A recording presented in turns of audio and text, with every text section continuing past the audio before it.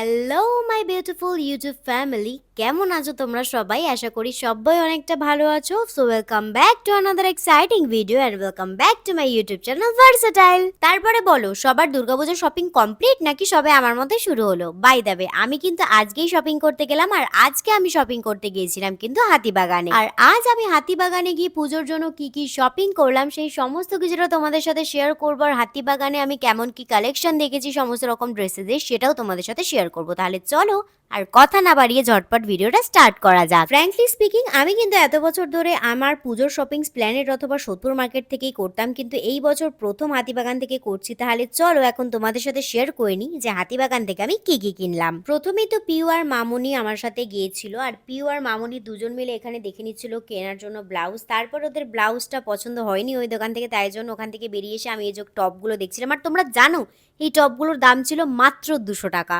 By the way, এই টপগুলো আমারও পছন্দ হয়েছিল, পিওরও পছন্দ হয়েছিল, তাই জন্য দুজনে একটা একটা করে নিয়ে নিয়েছিলাম। তারপর আমরা আরও কালেকশন দেখছিলাম ঠিকই, বাট অতটাও পছন্দ হয়নি। ওই টপগুলো সত্যিই আমাদের ভীষণ ভালো লেগে গিয়েছিল।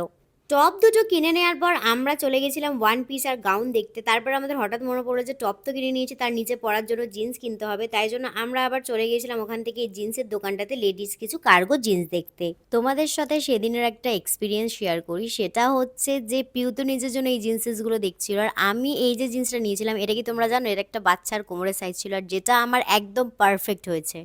কেন ব্যাপারটা যেটা হচ্ছে সেটা হচ্ছে যে মামনি বার্গেনিং করতে সফল হয়েছে, তাই জন্য আমি এই জিন্সটা নিয়ে নিয়েছি।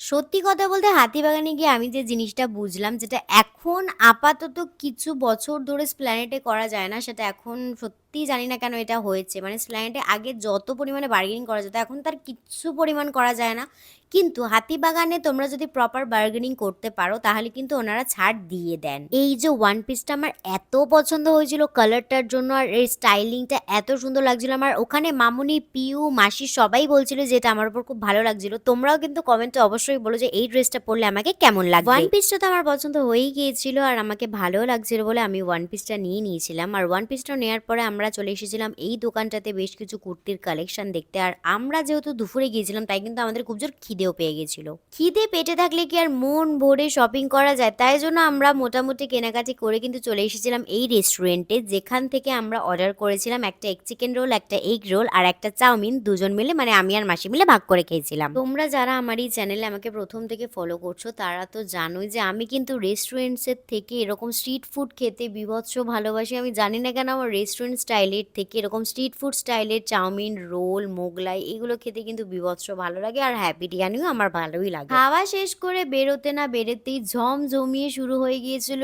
বৃষ্টি। তবে হ্যাঁ, আমাদের সবার কাছে ছাতা থাকার দরুন সেই যাত্রায় তো আমরা বৃষ্টির হাত থেকে বেঁচে গিয়েছিলাম। জামা কাপড় আমাদের মোটামুটি পছন্দ করে নেওয়া হয়ে গিয়েছিল, তাই জন্য এখন আমরা খাওয়া দাওয়া কমপ্লিট করে চলে গিয়েছিলাম এই জুয়েলারি সেকশনটাতে, যেখানে গিয়ে জুয়েলারি তো সেরকম একটা কিনিনি, তবে জুতো আর ব্যাগ কিন্তু কিনেছিলাম আমরা। এই দোকানটাতে মোটামুটি ভালোই ব্যাগের কালেকশন ছিল, কিন্তু আমি প্রপার যে কালারটা খুঁজছিলাম সেটা জানি না কেন এখানে ছিল না, তাই জন্য অনেকগুলো ব্যাগই আমি ঘেটে ঘুটে দেখেছি, কিন্তু যে কালারটা আমি প্রপার চাইছিলাম ওটা জানি না কেন পাচ্ছিলামই না এই দোকানটাতে। তাও বা শেষমেশ গিয়ে এই ব্যাগের কালারটা পছন্দ হয়েছিল, কিন্তু তারপরে এটাও না আর ভালো লাগছিল না, তাই জন্য আমি বারবার পিউকে জিজ্ঞেস করছিলাম যে তুই আমাকে একটু বল যে এই ব্যাগটা আমি নেবো কি নেবো না, কেমন লাগছে আমার সাথে, কেমন লাগছে না, আমাকে প্লিজ একটু সাজেস্ট কর। যাই হোক, কি আর করা যাবে, ওই দোকান থেকে ব্যাগ না কিনে আমরা চলে গিয়েছিলাম একটা কসমেটিক্সের দোকানে। ওখানে গিয়ে পিউ এতগুলো লিপস্টিক্সের ট্রাই করার পরও আলটিমেট ওর প্রপার যে শেডটা পছন্দ সেটাও পাচ্ছিলই না। আরো দু তিনটে দোকান ঘুরে এতগুলো লিপস্টিকের শেড ট্রাই করার পরেও ও ওর লিপস্টিকের শেডটা পাইনি বলে আরও লিপস্টিক নেয়নি। বাট আমি এখানে একটু দেখছিলাম গ্লিটার লাইনার, প্রথম দিকে ভাল লাগলেও বাট আমার খুব একটা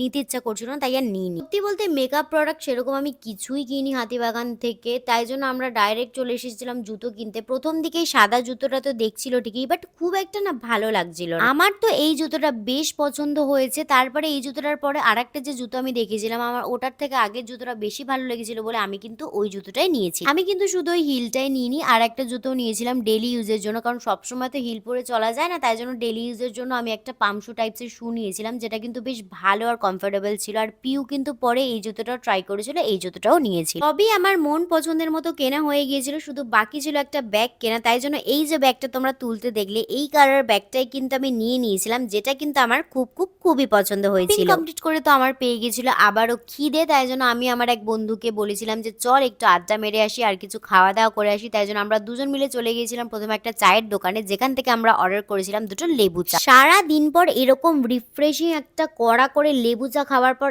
এত বেশি ভালো লাগছিল, জাস্ট বলে বোঝানোর মতো নয়। প্রথমে আমরা ভেবেছিলাম যে ওই দোকান থেকে রোল অর্ডার করবো, বাট তারপর আমি ভাবলাম যে না, সকালবেলা তো চাউমিন খেয়েছি, তাই জন্য আর রোল খাবো না। তাই আমরা ওখান থেকে অর্ডার করেছিলাম এই চিলি মাশরুমটা। আর গাইস, এটার টেস্টটা আমার এখনো মুখে লেগে আছে। আমি যেহেতু স্পাইসি লাভার, তাই জন্য এই চিলি মাশরুমটা আমার এত বেশি ভালো লেগেছে, সত্যি কথা বলতে আমার এখন আবারও ক্রেভিং উঠছে এই চিলি মাশরুমটা খাবার, বিশ্বাস করো। তোমরাও কিন্তু প্রত্যেকটা ডিশ পেয়ে যাবে সুইগি বা জোম্যাটোতে গিয়ে, যদি ফুডি বাকেট বলে সার্চ করো, প্রত্যেকটা আইটেম কিন্তু তোমরা ট্রাই করতে পারবে। শুধু চিলি মাশরুমটা নয়, এই প্যান ফ্রাইড চিলি মোমোটাও কিন্তু অসাধারণ খেতে ছিল, আর স্টাফিংটা পুরো ভরে ভরে ছিল। চলো, আমার খাওয়া দাওয়া তো ডান, তাহলে এখন ঝটাপট চলে যাই বাড়িতে। তো গাইস, ফাইনালি আমি বাড়ি পৌঁছে গেছি। সারা দুপুর আর সারা বিকেল মিলিয়ে শপিং করে ভীষণ হাঁপিয়ে গেছি, কিন্তু মনটা অনেক অনেক অনেক খুশি, কারণ মেয়েদের খুশি হওয়ার মেইন আর একটা অনেকগুলো কারণের মধ্যে একটা কারণ হচ্ছে শপিং, আর যেটা আমি আজকে ভরে ভরে মন ভরে করে নিয়েছি। তো কি আর বলবো, অনেকটা হাঁপিয়ে গেছি, টায়ার্ডও লাগছে ভীষণভাবে। তো আজকের ভিডিওটা এখানে এন্ড করছি। প্রতিবারের মতো আবারও এটা বলেই শেষ করছি, ভিডিওটা যদি ভালো লাগে তাহলে অবশ্যই লাইক কমেন্ট শেয়ার করো। আর চ্যানেলে যারা নতুন আছো, যারা প্রথমবারের মতো ভিডিও দেখছো, তারা কিন্তু অবশ্যই চ্যানেলটাকে সাবস্ক্রাইব করে দিও, যাতে আমি ভিডিও ছাড়লেই তোমাদের কাছে তাড়াতাড়ি নোটিফিকেশন যেতে পারে। সেটার জন্য কিন্তু অবশ্যই বেল আইকনটা প্রেস করতে ভুলো না। তাহলে চলো ঝটাপট ঘরে ঢুকি, গিয়ে ড্রেসগুলো একটু ট্রায়াল দিয়ে দেখা যাক যে কোনো কিছু চেঞ্জ করতে হবে কিনা বা ছোটো বড়ো হয়েছে কিনা। তো চলো, আজকের মতো টাটা, আবারও তোমাদের সাথে দেখা হবে নিউ এক্সাইটিং ভিডিওতে।